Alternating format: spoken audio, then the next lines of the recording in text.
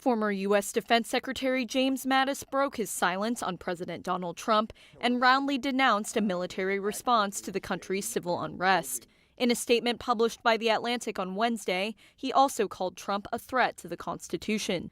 Accusing the president of trying to divide America, Mattis said, quote, "Donald Trump is the first president in my lifetime who does not try to unite the American people, does not even pretend to try."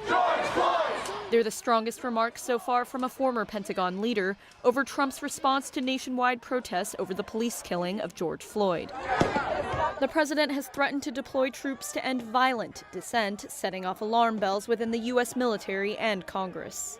Mattis argued that ramping up militarization in response to the protests could set up a, quote, false conflict between the military and civilian society.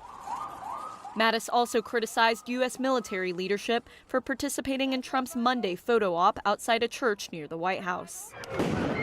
Law enforcement, including National Guard, cleared out peaceful protesters, which Mattis called, quote, an abuse of executive power. I'd even call it a duty of silence. Mattis resigned as Trump's defense secretary in 2018. Speaking to CBS This Morning last year, Mattis had previously refused to explicitly criticize a sitting president.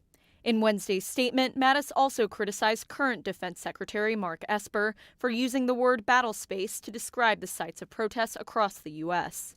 Esper said Wednesday he didn't support deploying active duty forces to quell civil unrest for now. The option to use active duty forces in a law enforcement role should only be used as a matter of last resort and only in the most urgent and dire of situations. An administration official told Reuters those remarks did not go over well with either the president or his top aides. Trump has responded to Mattis, tweeting that, quote, "I didn't like his leadership style or much else about him, and many others agree. Glad he is gone."